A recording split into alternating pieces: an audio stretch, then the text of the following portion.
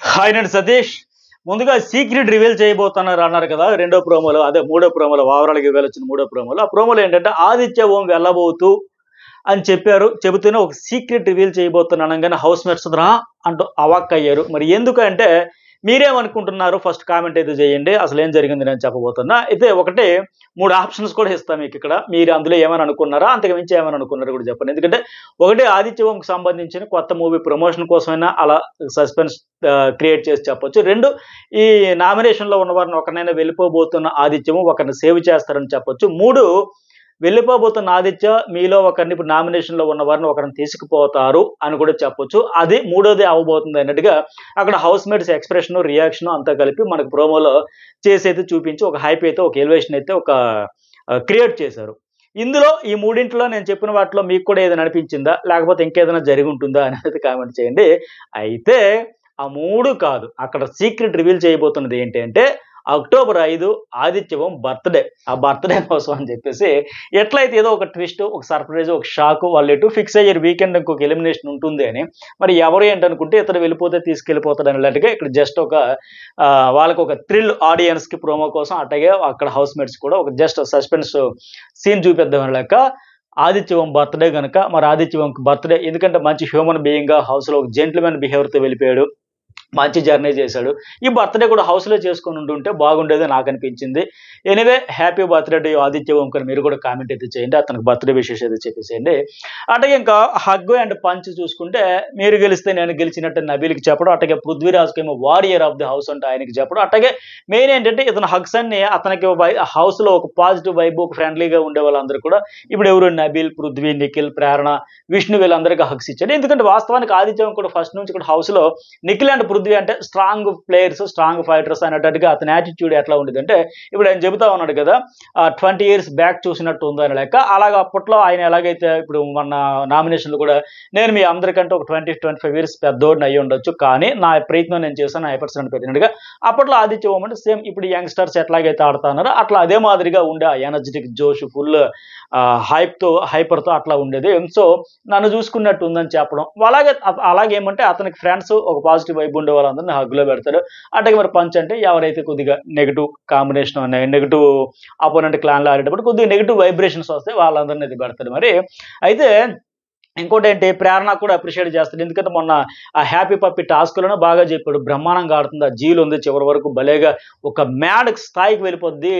ఇంకా నేను చీఫ్ అవ్వాలంటే టాస్క్లో 100% అవ్వాలని ఒక పీక్స్కి వెళ్ళిపోయి ఆడుతున్న లెక్క ఆ అమ్మాయిని ఎటు అప్రిషియేట్ చేశాడు. అట్లాగే యష్మికి కూడా పంచిన ఏమది నామినేషన్లో కూడా అన్బయాస్డ్ అనిపించుకోకుండా సీత కోసం మళ్ళీ పాత సీత రావాలి. నిజంగా సీతలో ఫస్ట్ బ్రహ్మాండంగా ఆడింది. నేను చాలా రివ్యూలో సీత చేత అన్నట్టుగా ఆడుతుంది, దూకుడుగా దూసుకుపోతుందని. బట్ ఇప్పుడు ఏమో అలా డౌన్ అయిపోయి మేము ప్రధానంగా ఏంటంటే 8 టాస్కులు వస్తే 8 టాస్కుల్లో కూడా నేను చీఫ్గా అందరికీ అవకాశం ఇవ్వాలంటున్నా. పోనీ 8 ఒక్క దాంట్లో పార్టిసిపేషన్ చేసినా బాగుండేది. బట్ అందుకే ఇంతకుముందు రెండో ప్రోమోలో కూడా నువ్వు తీసుకున్న డెసిషన్స్ అన్ని రైటేనా అని ఆయన అడగడం హోస్ట్ కూడా. ఎందుకోసం అంటే మనం చూసాం క్లియర్గా ఈ వారం నీ డెసిషన్ రైటే అంటే కాదు సార్, విష్ణుప్రియకి మణికంఠకి నేనే నామినేట్ చేసా, వాళ్ళని తీసేయడం కరెక్ట్ అనిపించగా నేనే సాక్రిఫైస్ చేశానంటే స్విమ్మింగ్ పూల్ టాస్క్లో విష్ణుప్రియ ఆడింది. అలాగే 8 minutesలో 8 balls వేయాలనే టాస్క్లో మణికంఠకు అవకాశం ఇచ్చింది. అట్లాగే మిగతా నబీల్ ఆడాడు. ఇట్లా మొత్తంగా ఈ సర్వైవల్ ఆఫ్ ఫిటెస్ట్ టాస్క్లకు సంబంధించి 8 టాస్క్లు ఆడితే ఒకటి కూడా పార్టిసిపేషన్ చేయలే. ఇక్కడ ముందు ప్రోమోలో ఆయన హోస్ట్ అడిగినట్టుగా, ఇక్కడ ఆదిత్య ఓం చెప్పినట్టుగా పాత సీత అంటే చేత అలా దూకుడుగా వెళ్ళా, సీత కనిపించట్లా. నయనకే ఎట్లయితే డల్ అయిపోయిందో, డౌన్ అయిపోయిందో, గేమ్ అంతా మరి ఏమైపోయిందో అమ్మా ఏమని అడిగినట్టుగానే సీత గేమ్ కూడా ఎటో పోయింది. ఎంతసేపు ఇంకా మణికంఠ మీద ఫోకస్ ఉంది. గతంలో ఏంటంటే టాస్కుల మీద, ఇవి పర్ఫార్మెన్స్ మీద, దీని మీద ఫోకస్ ఉంది. ఇప్పుడు ఎంతసేపు మణికంఠ మీద ఫోకస్ ఉన్నట్టుంది. ఎందుకంటే ఆయనే నన్ను మమ్మల్ని కార్నర్ చేస్తున్నట్టున్నాడు, ఇట్లా పోతుంది తప్ప ఆవిడైతే గేమ్ మీద, ఫోకస్ మీద, ఆడియన్స్ మనసులు గెలవాలి, 100% ఇవ్వాలి. గతంలో చెప్పింది టాస్క్ వస్తే నేను మనిషి కాదు, ఆ మణికంఠతో రేషన్ టాస్క్ ఆడేటప్పుడు కూడా 100% ఇచ్చింది, బ్రహ్మాండంగా ఆడి. బట్ రాను ఏదో అటకెక్కిపోయిందో, ఇంకెక్కడికి పోయిందో, కాకెత్తికిపోయిందో అర్థం కావట్లేదు. కానీ ఆ గేమ్ అయితే తగ్గిపోయింది. అందుకే ఇక్కడ ఆదిత్య ఓంకి అదే చెప్పడం కరెక్ట్ టైం మంచి ఫీడ్బ్యాక్ ఇచ్చాడు. మళ్ళీ పాత సీతారామన్ చెప్పాను. అట్లాగే హోస్ట్ కూడా ఏమి నీకు తీసుకున్న డెసిషన్స్ అన్ని రైటేనా అనేది మరి కాన్సన్ట్రేషన్ తప్పుతుందా అని మంచి వ్యాలిడ్ ఫీడ్బ్యాక్ అడగడం కూడా మంచిదే. అట్లాగే మరి అప్రిషియేషన్ విషయానికి వస్తే 2వ ప్రోమో 3వ ప్రోమో కలిపి నేను చెప్పేస్తా ఉన్నా. అలాగే పృథ్వీకి కోపం కంట్రోల్, ఎఫర్ట్స్, బార్డర్ దాటొద్దు, రెడ్ కార్డు కూడా చూపించారు. మరి కరెక్ట్, ఆయన కూడా ఆట బాగా మారింది. దమ్ము లేపుతున్న లెక్క అప్రిషియేట్ చేస్తున్నారు కదా 100%. మరి ఈ టాస్క్లే కదా ఓవరాల్గా ఆయన యాటిట్యూడ్ కావచ్చు, టాస్క్లో అగ్రెసివ్ అనే తప్ప మిగతా పృథ్వీ ఆ ఎఫర్ట్స్ అన్ని కంట్రోల్ అయిపోయినాయి. అందరితో ఫ్రెండ్లీగా అందరితో ఒకే లెక్క ర్యాపో ఉండడం ఇదంతా ఫెయిర్గానే కష్టాన్ని నమ్ముకుంటున్నాడు తప్ప ఆ స్ట్రాటజీలు వేద్దాం ఇట్లాంటివి ఏమి లేవు, లూప్ హోల్స్ వెతుకుదాం అవేమి లేకుండా టాస్క్ అనగానే కష్టంతో దూసుకుపోతే మొత్తానికి దమ్మున్న ఆటగాళ్ళకి నిరూపించుకుంటాడు.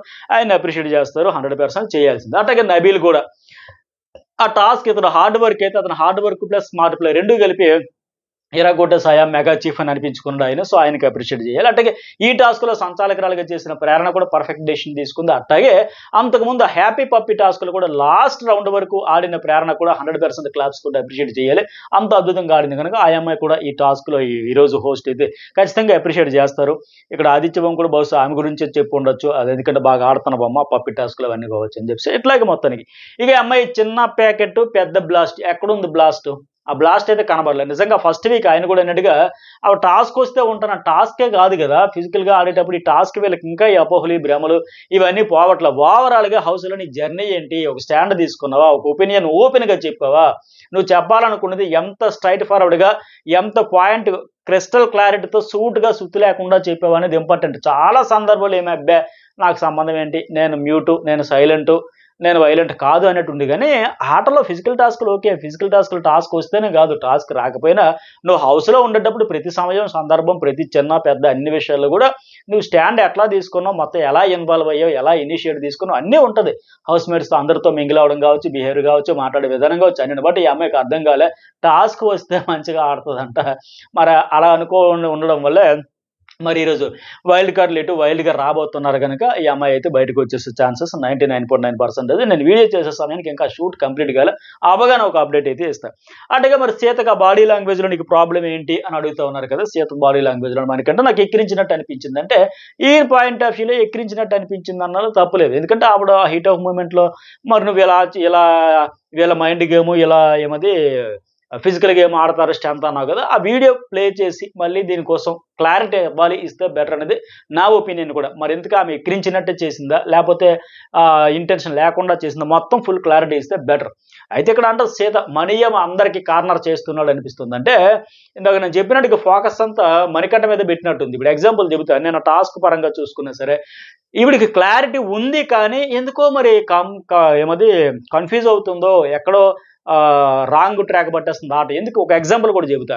ఇప్పుడు నన్ను ఏంటిది జాతకాలు చెప్పే టాస్కులు ఏంటంటే ఇంటిలో మణికంఠ శర్మ ఉన్నాడు ఆడైతే కాదుగా, ఇలా కొద్దిగా అండంగానే అంటే ఏంది వీడి నసగాడు అన్న టైపు తీసి పడేయడం కానీ ఆడియన్స్ అన్ని చూస్తారు కదా. అట్లాగే అడవిలో జంతువులు సింహాలు నక్కలు అన్నీ ఉన్నాయి, ఎదురుగా ఒక రక్క ఉందని. అలాగే స్వామీజీకి ఏమైనా ఇవ్వాలనేటప్పుడు జనరల్గా గౌరవం ఇస్తారు, రెస్పెక్ట్ ఇస్తారు, ఎవరైనా మాంబాతులు.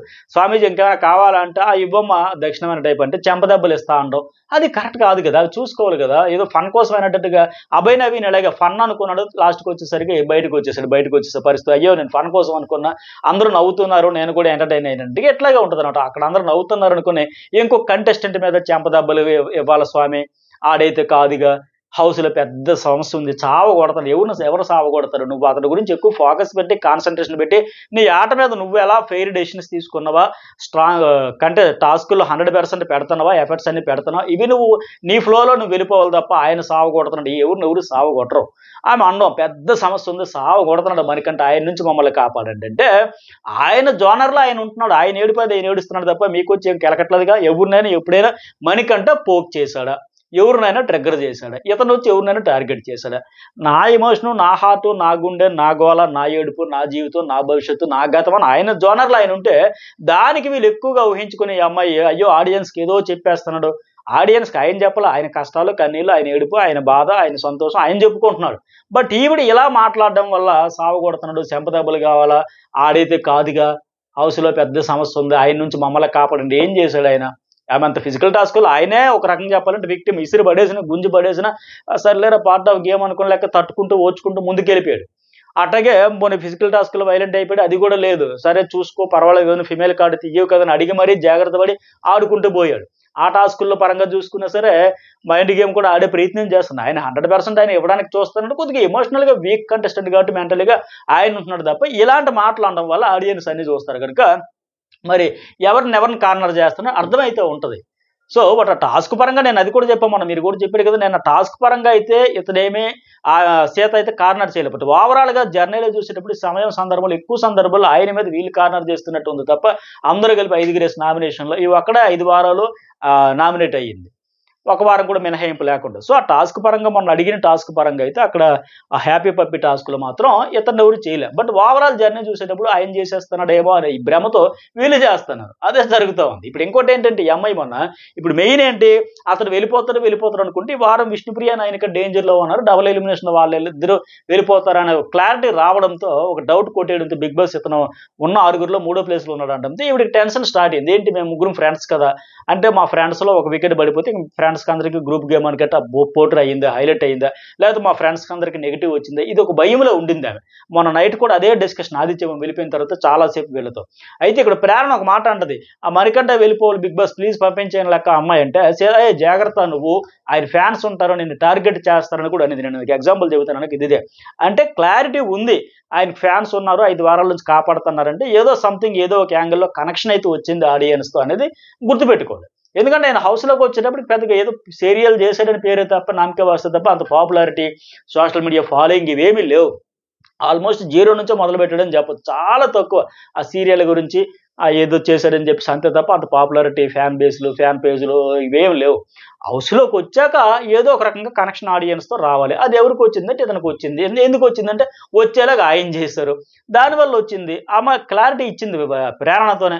ఆయన ఫ్యాన్స్ నీకు జాగ్రత్త టార్గెట్ చేస్తున్నారు. ప్లీజ్ బిగ్ బాస్ ఈ టాక్స్ అన్ని ఎడిట్ చేసిందని ప్రేరణ ఫన్ మోడ్‌లో అయినా సరే బట్ ఈవిడకి తెలిసి కూడా ఈమె ఫ్రెండ్స్ వెళ్ళిపోతారు. ఇతను ఉండిపోవడం ఏంటనో ఫ్రస్ట్రేషనో లేకపోతే ఏం చేసేస్తున్నాడు మమ్మల్ని ఏదో కార్నర్ చేసి ఏదో కంటెంట్ ఇచ్చేస్తున్నాడు ఏదో చెప్పేస్తున్నాడు ఆడియన్స్ కన్నా ఈవిడ ఎక్కువగా ఆలోచించుకొని అతని మీద ఓవరాల్‌గా కార్నర్ చేస్తుంది. తర్వాత ఇంకా సోలోగా అయితే ఆడుతున్నారు ఖచ్చితంగా నో డౌట్. ఆదిత్య, మణికంఠ, నవీలు సోలోగా ఆడుతున్నది ఈ సీజన్‌లో ప్రస్తుతానికి. కొద్దిగా మినిమమ్ ఫ్రెండ్‌షిప్ అనేది కూడా లేకుండా గ్రూప్ గేమ్ ఏమీ లేకుండా ఆడుతున్నది ఆయనే. ఈయన ఎవరిని పోక్ చేయడం గాని, డ్రిల్ చేయడం గాని, టార్గెట్ చేయడం గాని లేదు. అయితే యాక్షన్ రూమ్‌లో కూడా 8 మినిట్స్ ఇచ్చి టైం ఇచ్చి ఎంత ఆడాలనుకుంటున్నావో ఏడ్చేసేయ్ అని చెప్పేసి అనడంతో అయిపోయింది సార్ ఇంక మొత్తం అయిపోయింది. ఇంకంటే ఒకవేళ నీ మిసెస్ కన్నా రావద్దు అక్కడే ఉండిపోయి ఏం చేస్తావు అంటే భయమేస్తుంది సార్ అంటాడు కదా! సో, ఖచ్చితంగా ఈ ఆడవడం నీ స్ట్రాటజీ అయితే అది పనికిరాదు. హౌస్ అందరికీ తెలుసు ఇది స్ట్రాటజీ అది వర్కౌట్ అవ్వదని చెప్పడం కూడా మంచిదే. ఎందుకంటే ఆడియన్స్ కూడా విసుగొస్తది కదా! బిగ్ బాస్ టైటిల్ గెలవాలంటే కొద్దిమంది కాదు అందరూ ఎక్కువ మెజారిటీ ఆడియన్స్ మనసు గెలవాలి. మెజారిటీ ఆడియన్స్ గెలవాలంటే ఏడుపులు, పెడబొబ్బులు కూడా పక్కన పెట్టాలి. అది నీ వీక్‌నెస్ కావచ్చు, నీకు ఇంకేదైనా కావచ్చు, ఎమోషనే కావచ్చు. కానీ అందరూ కనెక్ట్ అయితారని లేదు. ప్రస్తుతానికి ఎక్కువ మంది కనెక్ట్ అయితున్నా ఇంకా ఎక్కువ మంది కనెక్ట్ అవ్వాలంటే ఇవన్నీ పక్కన పెట్టాలి. సో, ఆ ఉద్దేశంతోనే చెబుతా ఉన్నారు. బట్ ఏడుపు అయిపోయిందంటే ఇంకా ఆ పాయింట్ చెప్పడంతో తన వైఫ్ ఎలా రియాక్ట్ అయింది అంటే గేమ్ గురించి పాజిటివ్ నెగెటివ్ అనే భయంతో కూడా మళ్ళీ ఆయన ఎమోషన్ అయితే ఉన్నాడు. ఇవి ఈ ప్రోమోస్ అలాగే ఇవాళ చూడబోతున్నది ఆదిత్య ఓం బర్త్‌డే సందర్భంగా ఆ ట్విస్ట్ అయితే రివీల్ చేద్దామంటే అట్లా సీక్రెట్ అని చెప్పేసి సస్పెన్స్ క్రియేట్ చేశారు. మరి మీకేమనిపిస్తుంది లైక్ చేయండి, కామెంట్ చేయండి, సబ్స్క్రైబ్ చేసుకోవడం అయితే మర్చిపోకండి.